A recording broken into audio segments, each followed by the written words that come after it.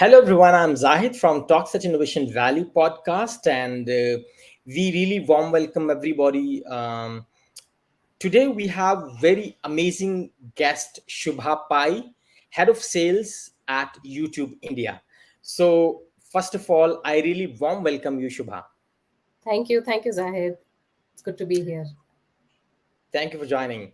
So today we have the topic how to write a marketing plan for your startup. And on this topic, there will be amazing conversation, deep conversation with Shubha Pai, who is the head of sales at YouTube India.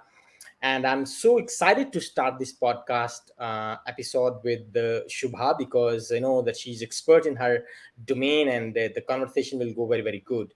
So, Shubha, before jumping to the questions, I would love, and my audiences would love to know your personal story, your inspirational and entrepreneurial journey so far. I mean, from where you got your schooling, your higher education, and how you got to the YouTube. How was your journey so far? Yeah, sure. Firstly, thank you. Thank you for that warm introduction and for setting us up. So I have been with Google with specifically with this team for a little over 5 years. And before this, I was at Flipkart. I was part of the team that set up the ads network there. Before that, I spent about 4 years at InMobi, which was very much the poster child of India's startup back then. And before that, which is right after my MBA schooling from the Indian School of Business, I was with the Aditya Birla Group. Within Aditya Birla Group, I was working with Idea Cellular, and it's a telco organization. And a lot of what I learned about how businesses are run, the discipline that is required on the marketing side, the hardcore operational aspects of marketing. I owe a lot of my learning to that organization. And in my past life, as I say it from my undergrad days, I'm an engineer, a software engineer. I worked with Cognizant for a little over 4 years, both in India as well as in San Francisco. And so but the engineering part feels a little bit like past life. If you ask me to write any code right now, I don't think I can do it. But that's my background. And it looking back, it's always easy to connect the dots. But I think what always was a common theme running across all the jobs that I have been in is the thread of technology. I think there is a draw. Of course, I am an engineer, and I think there was a natural draw to it. So fields which have a lot of data, a lot of analytics, and a lot of coming together of consumers and with technology in some shape or form is what has always drawn me to it. I also feel like the different waves of technology, at least from an India perspective, first with the 3G coming in, that's when I was in telco. 3G was getting launched. After that, there was a startup wave. So I was fortunate enough to be working in InMobi and Flipkart and witnessing that. And then there's this whole video wave where we used to say that India lives on mobile, and India, quite honestly, is a very, very video first market, very much a video first market now. So it is an honor and a privilege to be leading the YouTube sales team at a momentous time like this. But here we are. Uh, Shubha, really interesting and amazing journey. I mean, you saw very, very transformational age actually. You started from somewhere when you know that internet was coming. I mean, I'm sure that your birth is before 90s, I guess. Yeah. So Thank you for exposing my age, Sahid, but very much so, yeah, yes. exactly. So I mean, uh, you saw the very transformational era when the Yeah. internet was very slow, and now we are going through 4G, and in certain areas of the world we are going through the 5G internet. That's really amazing journey, and I'm so inspired that how you that completed until this point. So, first question, Shubha, can you explain what a marketing plan is and why it is important for startups? No, so absolutely. So, in a very technical manner of speaking, a marketing plan is it's basically a document. It outlines what strategies, what tactics a company will use to achieve its marketing goals. At some point in time, when a business plan is being made, is when a marketing plan is being made, because a marketing plan has to drive the business goals, the business north star that the business has. So you want to analyze your situation, where the company is today, where does it want to go to. uh, you want to make your marketing objectives extremely measurable. So instead of keeping it to saying we need to gain brand awareness or we need to gain market share, it has to be far more specific, saying we need to increase our brand awareness by 2 percentage points or 5 percentage points or 10 percentage points by the end of this year. Or there has to be a certain time frame, time bound goal that the company hopes to achieve. And then how are you going to get there? So what strategies are you going to deploy? What is the approach that you're going to take? What are the specific tactics that are going to be involved? Then of course it's an investment, so there is a budget that is involved. You don't have infinite amounts of money to achieve what you want to do. How are you going to decide what budget you need, and what adjustments are you going to make both to the strategy and the tactics after you know what budget you have available? And then of course, like I said earlier, there's a timeline. So you know that you want to get to point A to point B by the end of the year, which means your goal is also broken down by where you will be after the first quarter, where you will track to after the second quarter, how you will bake in some seasonalities, maybe you will get some tailwinds in the later part of the year. So all of that, so the timeline part of it. And then how are you going to hold yourself accountable, your teams accountable? What are you going to measure? How are you going to measure it? What pivots you're going to make? So the other bit about a marketing plan, therefore, is that it is not set in stone. You make it today, but there is a lot changing. And therefore, how are you going to take that dynamism into account and keep reviewing your plan, updating it, reflecting not just what's happening in the market, but what's happening to your company?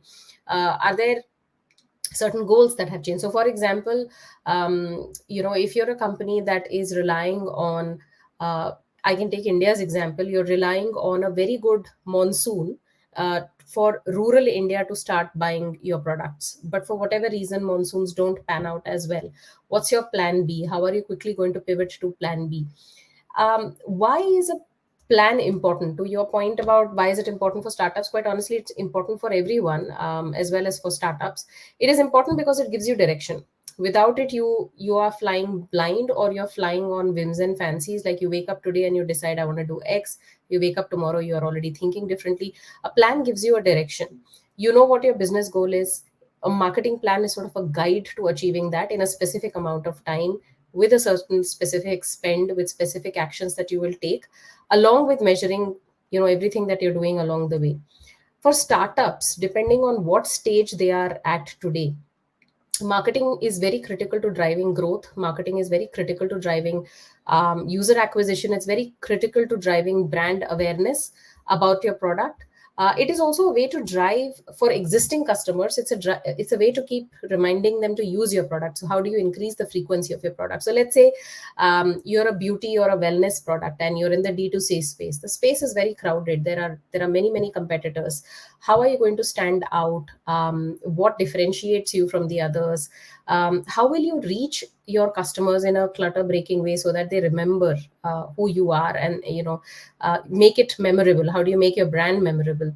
How will you think about all the customer touch points, that when the customer is in this mindset, I'm present in a way that is relevant. If when the customer is searching for me, I'm available.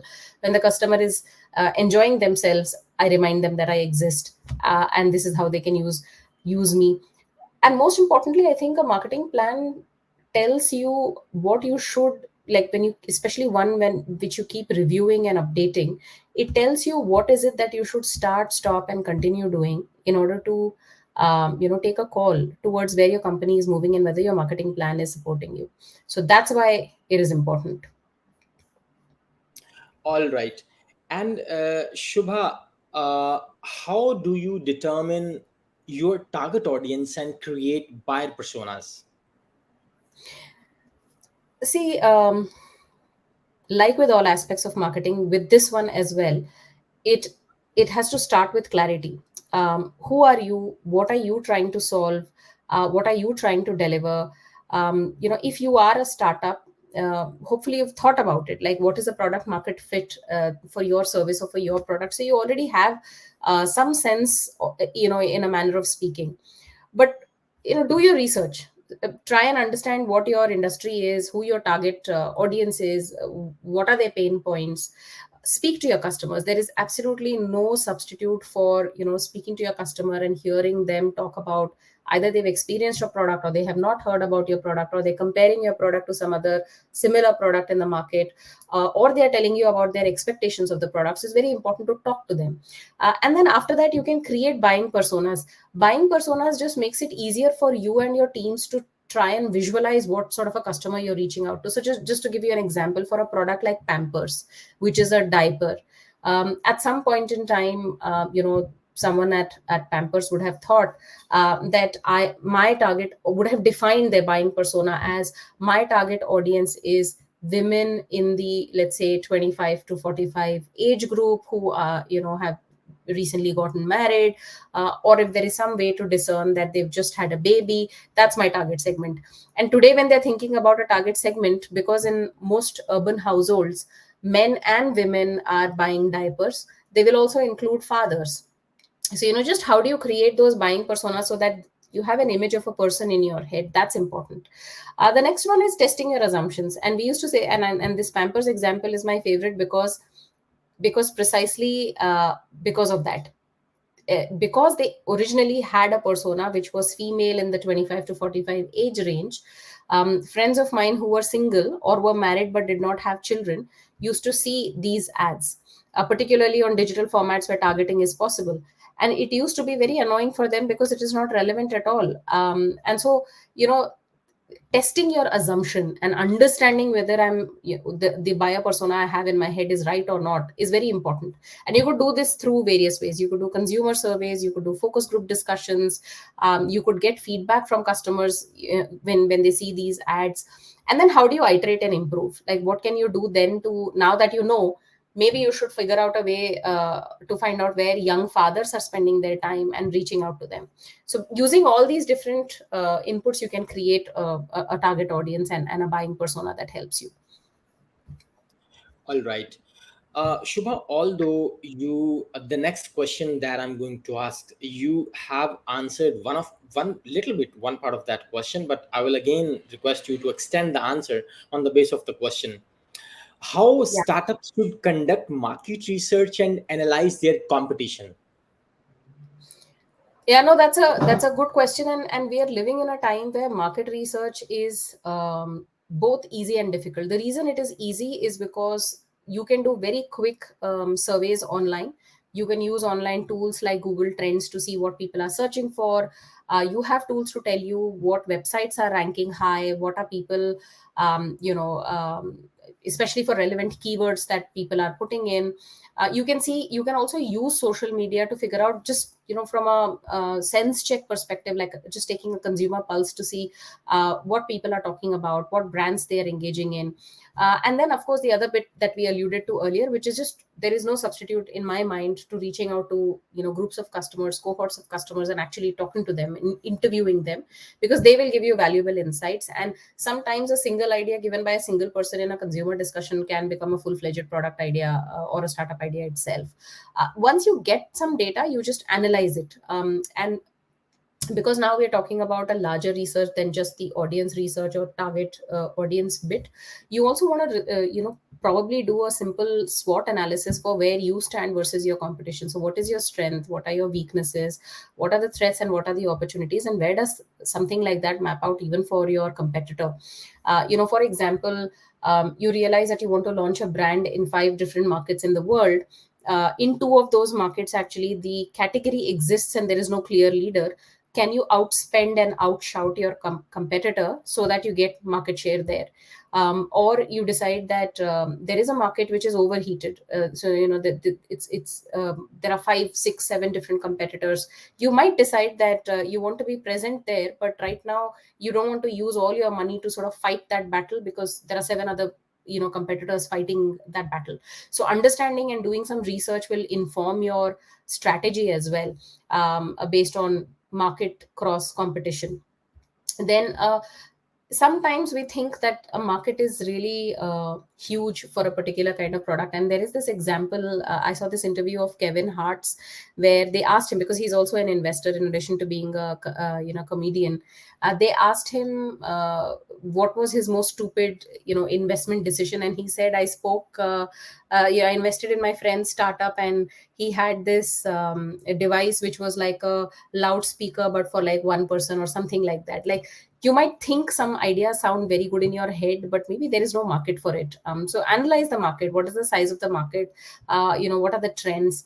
And then develop this competitive strategy, and also think about how you what's going to be something that differentiates you from from your competitor. And then, of course, implement your strategy, track your progress, get your data back.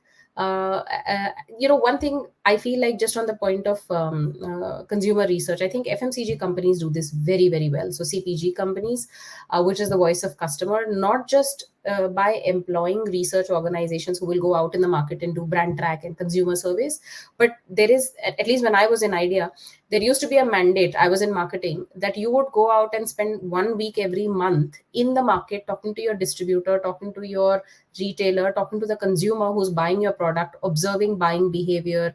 How often do they come? How much do they buy? How much do they talk about competition? All of that. So depending on whether that's relevant for you, whether that's a service or a product that it makes sense to do this or not, but just speak to the customer, talk to the customer. Oh, very good suggestion, Shubha Pai. But there is a problem. That many of the startups are not funded, and they are so young and on the early stage. So especially Yeah. for the younger startups, what are some effective marketing strategies for all those startups? That who have very low budgets or almost no budget. Now, that's a very good question. I think it's also very pertinent right now because money is tight in the market in general. But I feel like you can be very, very creative, quite honestly, because you have access to the internet. In a manner of speaking, you have access to everyone everywhere around the world. So you're honestly just limited by your own creativity. So, for example, just thinking about what are the cultural moments that are happening, what is capturing people's attention. So just to give you an example, because we're sitting today and having this conversation, Prince Charles's coronation, king, he's now King Charles, the coronation happened, and it's a huge talking point. People have a point of view, but there is a lot of social chatter around that. Is there a way to get your brand into that conversation? That could be one way to do it. There are risks, of course. You have to do it in a way that doesn't seem very gimmicky or very, very contrived, but you can actually tap into these moments, cultural moments, and sort of get in there. But apart from that, just content, right? Just creating and sharing valuable content, blog posts, articles, videos. It's a great way to attract attention, build a relationship with potential customers, create communities. Social media, so whether it is Facebook, Twitter, LinkedIn, depending again on what your product is and who the target audience is, you can use that to connect with potential customers, to promote your products and services. Email marketing, I know that it's not new, or it has been around for years now, but it is a cost effective way to reach a large audience with your message. And how do you make it quirky? And for people who have your, let's say, apps, etc., just using notifications in a very clever way. There are companies that indulge that, that put a PR out there. It's not as expensive to put PR out there. um, how can you work with influencers? And it doesn't have to be the top of the pop influencers who will charge a bomb. So can you find influencers in markets and with the target audiences that you care about the most? They might not have millions and millions of followers, but they will have the most relevant followers. So can you work with them to reach more people and build that trust? And then just word of mouth marketing wherever you are, talking about the product, talking about your service, making sure that you share your on your own social media handles. You are sharing regular updates about your business. Every employee in your startup is sharing, talking about what the company is doing. attending industry events. If you're attending industry events, just networking with people, telling them, if it's a physical product, maybe just giving out a sample and saying, try it, and why don't you just post a review and see how it goes. So there are many ways to effectively use, like you said, marketing when you have no money, or when you're just starting out and you're very very nascent. But I feel like that today is far easier than a pre-internet era, or when the world was not disconnected. You can do a lot more today with nothing, than you could do a couple of decades ago. Right. Shubha, you told in your conversation that plan is very important. And as you told that your goals must be very specific. But you know that when somebody is writing the plan or strategy, so writing the right goals and objectives and realistic targets is a big job. So Yeah. how a startup founder or a team can see uh, and realize that they are setting really the realistic goals, not the fancy and too much optimistic goals, or how one could set the real and achievable goals and objectives. See, that's a very interesting question, because it's also because you're asking me this question today. And the reason I say that is because there is a lot of volatility, a lot of, it's a very dynamic market, and it's hard to predict what will happen. We have a war that's been going on for much longer than people had anticipated. The supply chain disruptions that COVID had caused are only now sort of starting to stabilize. People had anticipated in the pandemic time that a lot of user behaviors, like being online, is going to be very sticky, but they are finding out that people are now going back into stores. So a lot of the offline retail companies are actually now investing in opening stores, and going broader, both in the US, in India, in most parts of the world. And then there are, of course, a lot of challenges with just how money, and there are banks that are going bust, and uh, there doesn't seem to be when it will all bottom out is still not very clear. And of course then you have AI and everything that AI can do uh, to disrupt existing industries, with employment and all of that. So the question that you're asking is even harder to answer in today's time. But I think even within that, within everything that is going on, firstly, to divide what is controllable, what you can control, and what you cannot control is important. So everything that I spoke about largely are things that you cannot control. So now let's come down to what is it that you can control. Within that, let's say you set a goal right now. You don't know whether it is super realistic, or super it's too high, or it is too low. Um, can you break it down firstly into smaller pieces, more manageable steps? Can you set a timeline when you start moving towards it, right? You will realize that this was too high a goal, or it was too unrealistic, or something has changed in the market, or this is too easy. So I'm doing, I may not have predicted, or I may not have modeled the opportunity correctly. So you can always pivot. And for this specific reason, reviewing your goals regularly is very very important. So even in the business that I lead, whenever we have a new opportunity, we put a certain number to it. Sometimes we will find that as we start working towards it, that it was a lot harder to sell than we thought it was earlier. And then there are certain opportunities where it almost feels like the dams have opened, and the floodgates have opened, and it's just scaling up too rapidly. So then we have to immediately sort of repivot, and say that the earlier set goal, we would like to reset that, and we would like to pivot. So I think it's a, especially in today's time, there is no easy answer. Firstly, you make certain estimates, you put a certain market share down, you put a certain ambition aligned to what the business's goal is.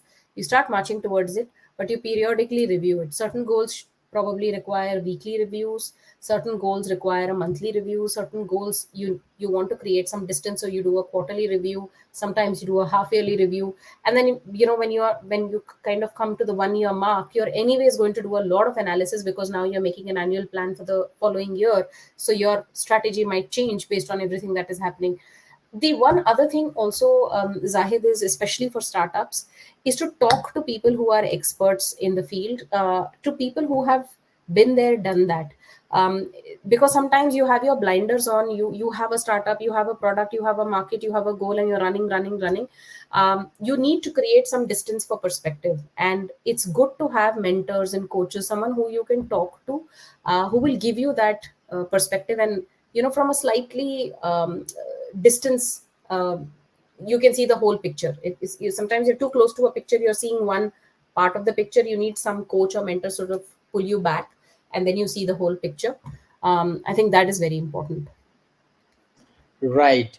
Shubha, you commented something like the founders or team should measure their success and they should adjust their plan accordingly. I will Yeah. extend that comment in the shape of question. So, you know, that what happened actually is in many companies or startups, what happens is people and teams make plans, make strategies. There is too good paper working. But what happens is they execute and then they forget their plans. There is no track, there is no measurement, and now, you know, they flow with the motions and they are just lost somewhere. The Yeah. question is how one could measure the success of his or her marketing efforts and plans, and how they could adjust their plan on the go. Yeah, so that's a great question. It happens not just to startups, but even to well-established companies. You're absolutely right. It's very easy to do certain calculations and projections on a sheet of on an Excel tool, and then you can just put some numbers and some formulae, and you're kind of you're very excited about what that looks like. And then comes time to execute, and then suddenly things are not moving as fast as they did on the Excel sheet, and you're struggling with a plan. And at some point in time, some sort of a here and now problem comes in, and the plan is just completely forgotten because you're too busy trying to solve here and now problem. I think this is why, and I know that I, in a manner of speaking, I answered this. It's extremely important to firstly have solid managerial talent in the company. So people who are used to, or who are very good with execution rigor, just the motions, doing the same thing over and over again and tracking it. Because if everyone is a thinker, everyone is very good at strategy and planning, you will have nobody who will do the grunt work, and who will track the grunt work. And it's a very important part of not just startups, like I said, but any company. So that's one. The second is, this is why having a formal review, um, and deciding whether for certain metrics. I remember when I joined InMobi, the part of the business that I joined was actually the payments business that was shut, and we pivoted and I moved into the ads team. But I remember that we had a dashboard, like a screen on top, which used to track daily revenue, because that's the stage of business we were in. And what we were trying to see was whether the daily revenue run rate was changing. So if it was stuck at a particular revenue level for the longest time, then we knew that there was something that was not working, or an intervention was required, because doing the same thing again and expecting a different outcome is just crazy. So figuring out what that is for you. So if you are a D2C company, is the traffic that is coming to your website increasing slowly over a period of time? Like, you want to figure whether that's a weekly movement, monthly movement. And if it's not moving, knowing what are the 3 4 pieces that influence that, and how, which piece you will tinker around with, that's important. So making decisions based on data, not really gut feel, keeping your goals in mind and breaking it down to that level, figuring out how to review it, having the right people in the company who have the execution prowess, who have that managerial talent, testing and learning. So this didn't work. Let's say there were 3 pieces that would have influenced traffic. You tinkered, you spent time tinkering around with one and nothing seemed to work. Can you move on to the next one? So testing and learning, trying to see, do new things and see what works best for your business. And I think most importantly, being patient, because any brand that has endured the test of time today, and is still around, has taken time, has spent time, has gone through business cycles, has gone through ups and downs, has had people steering it through its journey for it to have survived. So just being patient, I think, is also very, very important. Right.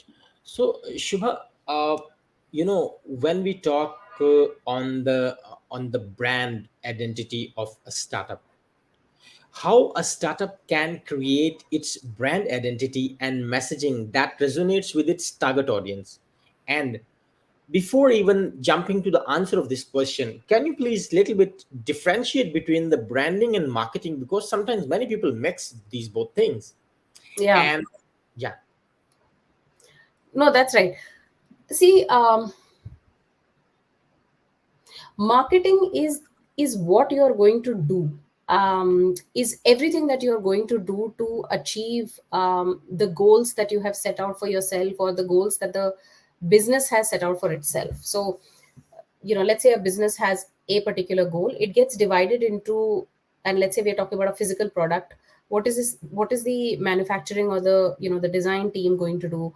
What role are the logistics and supply chain team going to do? How is finance going to oversee everything? And then how is marketing going to power, continue to create a demand and all of that, right? So marketing is that. Branding is slightly different. Branding is an identity that you create. So today, if I tell you to think about, let's say, Nike, there is an image that gets painted in your mind. At least for me, and I don't know what that image for you, Zahid, is, but for me, the moment you ask me to think about Nike, I'm thinking achievement orientation, and athletes, and people going after their goals. Similarly, when I think about Red Bull as a brand, I'm thinking, firstly, very clever. Red Bull gives you wings, sort of catchphrase. Then I'm thinking a lot of exciting outdoorsy events and adrenaline rush. So that's a part of what branding stands for. How am I consistent to who I am? So that's I think the difference. But to your point about how do you create a brand identity and messaging that sort of complements that or resonates with that, um, again, it starts with understanding your audience first, like who they are, what are their needs and wants, what are their pain points, and then thinking about who you are and what position you want to take. Do you want to be funny? Do you want to be, we spoke about buyer personas earlier. It's important to think about who you, if you were a person, if your brand was a person, what sort of a person that would be, and therefore create that brand persona. Would you be funny? Would you be serious? Like in some sectors you have no choice. Like if you're in the business of offering a healthcare service or whatever, you have to be serious because it impacts people's lives. But if you are a consumer product, you could be completely irreverent. You could be a lot of fun. So what what identity will you take, and why will you take it? Like, will it appeal to your target audiences? Will it help you break clutter and stand out? And then once you decide that, how are you going to make sure that it is consistent across all your marketing pieces? To coming back to your point about marketing, how am I going to, the messaging has to be consistent across all channels. um, and why is this important? Right, this is important because today customers are bombarded with advertising. So from lock screens to e-commerce to hoardings to your favorite video platform to good old TV, how much is anyone's brain going to register? So if you are not consistent, I'm going to be very confused about who you are. So making sure that your messaging is relevant and across all channels. If you're doing search, the way your copy reads. If you're doing a YouTube video, the way your video comes across. If you're doing an outdoor hoarding, all of that has to be very, very consistent, and this has to be done over a period of time. Like, you have to stay consistent over and over and over and over, and that will help you build that trust and loyalty with your audience. Right. Uh, Shubha, can you please add some, couple of more strategies how startups with no budget or minimum budget could create their brand identity? What kind of activities they could do to So register their. yeah, no. See, the first thing is, what you know today, and what you want to be today. That could change over a period of, let's say, the next decade, etc. You could change. So firstly, um, knowing that you can change, just as human beings change. I mean, I'm not who I was 10 years ago. is important, so that you don't feel the pressure that I have to be perfect in this as a brand. The moment I get started, you see examples of brands rebranding all the time. There are mergers and acquisitions that happen, after which new brand identities are crafted. So firstly, don't carry too much pressure. You know what you know today, you know where you want to go, you know who your target audience is, where you how you want to create your identity, and or who you want to be. So firstly, take comfort in knowing that what you know today is enough for what you want to do now. The second thing is that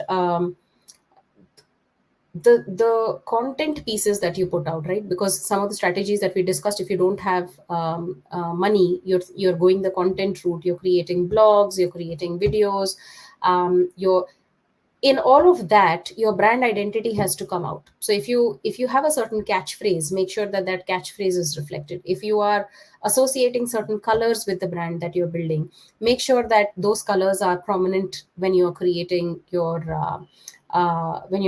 communication, when you're creating your messaging. Whenever it is that you are, it's even more important when you're working with, let's say, influencers and on social media, when you're posting content, to make sure that that consistency comes through with every influencer, with every it shouldn't be that the influencer sort of ran away with your brand, and suddenly I couldn't relate, and I couldn't figure out that that's your brand that they were talking about. So I think it's more to do with the the marketing tactics that you will employ, whether you will do social media, whether you will do content, whether you will do something on SEO. But just making sure that those catchphrases, that brand identity, that tonality that you use in communication, the imagery that you are using, the colors that you use, stay consistent. And for that, you don't have to spend extra money.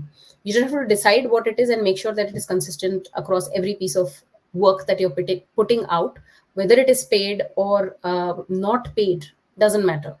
Just stay consistent with that. Right.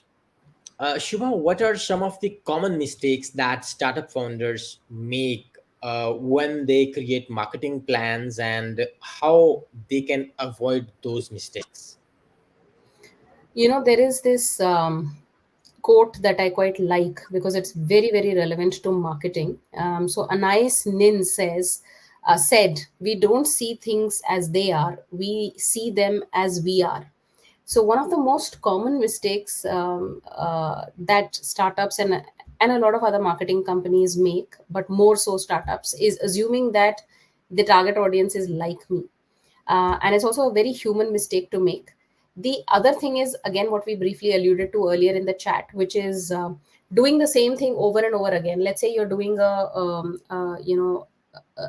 you're working with a social media influencer, and you firmly believe that this person has massive following, and what you're doing with them is going to yield results. But the past 4, 5, 6 posts that they have done absolutely nothing for your brand. But you keep at it because there is this very strong belief the data is not validating it. So doing the same thing again and again, and trusting your gut rather than data, and expecting different outcomes, is another sort of mistake.